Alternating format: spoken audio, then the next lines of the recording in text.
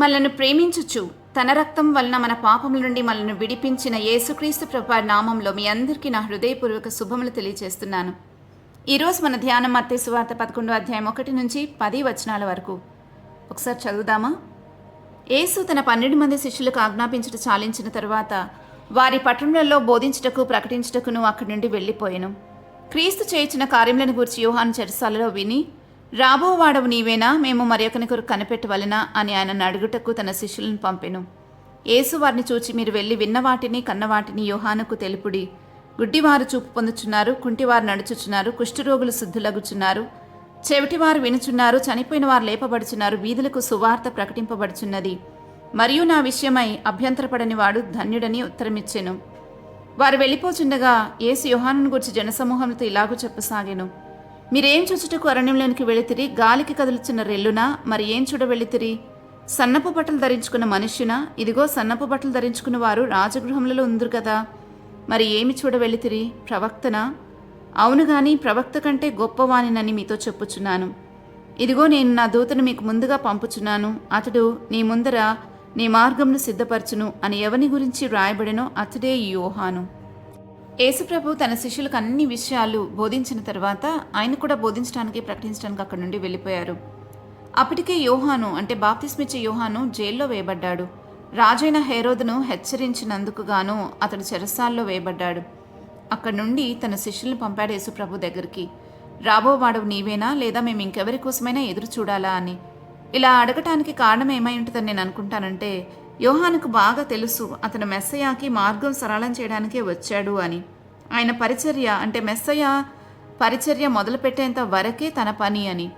కాబట్టి ఇప్పుడు ఈయనే అంటే యేసుప్రభువే మెస్సయ అయితే ఇంక తన పని పూర్తయినట్లే.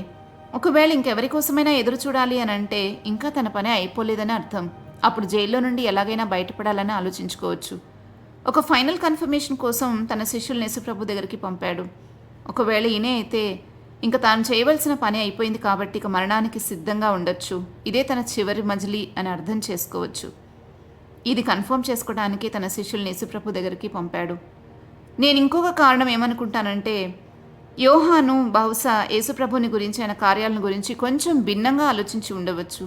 అలా లేనందువలన ఈ ప్రశ్న తలెత్తి ఉండవచ్చు అనేది ఇంకొక కారణం అనుకుంటాను. ఏది ఏమైనప్పటికీ ఇక్కడ దేవుని మనసేంటో మనకు అర్థమవుతుంది. ఆయన మనతో 2-3 సార్లు ఒకే విషయాన్ని అడిగినా విసుక్కోకుండా కనికరంతో సమాధానం చెప్పటమే కాదు, హెచ్చరించి అధికారంతో కూడా సమాధానమిచ్చే దేవుడు అని అర్థమవుతుంది. ఇంకా ఫ్యూచర్లో మనకు ఎటువంటి అనుమానాలు అభ్యంతరాలు లేకుండా ఉండడానికి ఆయన చక్కటి సమాధానాలు మనకిచ్చి మనల్ని అభ్యంతరాలు లేకుండా మన యొక్క మనస్సులో ఏమాత్రం ప్రతికూల వాతావరణం ఏర్పడకుండా సమాధానం చెప్పే దేవుడు ఆయన. కానీ మనం చూస్తే నేటి ప్రజలు కానీ సేవకులు కానీ మనం ఏదైనా ప్రశ్న అడిగితే ఎంత కోపం వచ్చేస్తుందో చెప్పలేం. యేసుప్రభు కాబట్టి సాత్వికంతో సమాధానం ఇచ్చారు, వివరించారు. ఈ సాత్వికం ఒకవేళ మనలో లేకపోతే మనం ఆయన స్వరూపంలోకి ఎప్పటికీ మార్చబడలేం. ప్రభు తనని గురించి అపార్థం చేసుకోకూడదని చక్కగా అన్ని విషయాలు వివరించారు. కుష్ఠరోగులు బాగవుతున్నారని, చెవిటివారు వింటున్నారని, గుడ్డివారు చూపు పొందుకుంటున్నారని, కుంటివారు నడుస్తున్నారని, చనిపోయిన వారు లేపబడుతున్నారని, బీదలకు సువార్త ప్రకటించబడుతుంది అని. నిజంగా ఇన్ని విషయాలు ఆయనకు చెప్పవలసిన అవసరం లేదు, మీకు మీరే తెలుసుకోండి అని చెప్పి వదిలేయచ్చు. కానీ ప్రభు చాలా సాత్వికంతో సమాధానం చెప్పటమే కాకుండా ఆయన అన్నారు, అధికారంతో నా విషయమై అభ్యంతరపడిన వాడు ధన్యుడు అని కూడా హెచ్చరించి పంపించారు. కాబట్టి ఒక విషయాన్ని ఎలా క్లారిటీ ఇవ్వాలో మనం యేసుప్రభు దగ్గర నుంచి నేర్చుకోవాలి. మనలో చాలామంది ఎలా ఉంటామంటే, మనము ఎవరైనా మన గురించి అపార్థం చేసుకుంటే వెంటనే మనం అనుకుంటాం మన మనస్సులో, నా గురించి దేవుడికి అన్నీ తెలుసులే, నేను ఎవరికి సమాధానం చెప్పక్కర్లేదు, నేనేంటో వారికి తెలియక్కర్లేదు, దేవుడికి తెలుసులే అని ఒకలాంటి అహంకార దృష్టిని మనము ప్రదర్శిస్తూ ఉంటాం. మనుషులకు మనం క్లారిటీ ఇచ్చిన తర్వాత కూడా ఒకవేళ వాళ్ళు మన గురించి తప్పుగా ఆలోచిస్తున్నారంటే అప్పుడు అనుకోవచ్చు దేవునికి తెలుసులే అని. కానీ మనుషులకు క్లారిటీ ఇవ్వకుండా దేవునికి అంతా తెలుసులే, నేను దేవుని కోసం బ్రతుకుతున్నాను అనుకోవడం అహంకారం. యేసుప్రభు కూడా దేవుని దయందు మనుషుల దయందు వర్ధిల్తూ వచ్చారని రాయబడింది లూకా సువార్తలో. మనం దేవుని ఎదుట మనుషుల ఎదుట కూడా నిందారహితంగా ఉండాల్సిందే.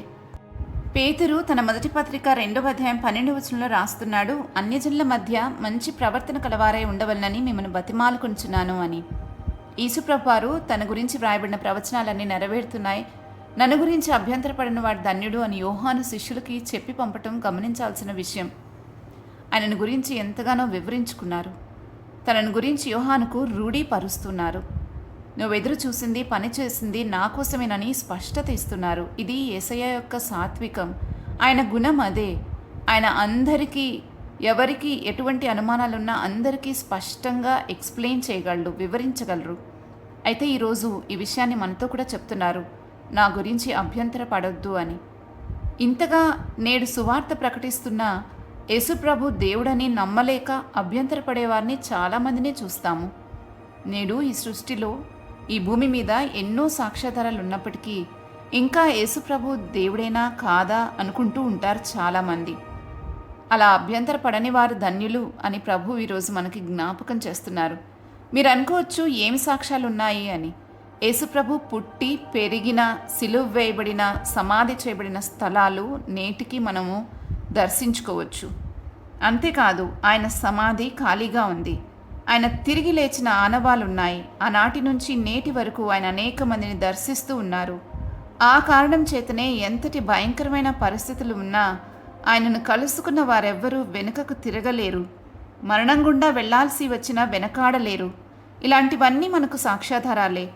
కాబట్టి ప్రభు విషయమై దేని గురించి అభ్యంతరపడొద్దు, కానీ సందేహాలుంటే తీర్చుకోవడంలో తప్పు లేదు. మన ప్రభువు చాలా దయగలిగి అన్నిటినీ తీరుస్తారు. ఆయన మాట్లాడే దేవుడు. ఆయనే మాట్లాడకపోతే విశ్వవ్యాప్తంగా ఇంతమంది ప్రభు దగ్గరికి రాగలిగేవారు కారు. ప్రభు గురించి ఏ అభ్యంతరాలున్నా వెంటనే వాటిని అడిగి తెలుసుకుని వాటి నుండి బయటపడితే మనకు మంచిది. ఈ జీవితము సఫలమవుతుంది. లేకపోతే ఒక గురి, గమ్యం లేని బ్రతుకు అవుతుంది.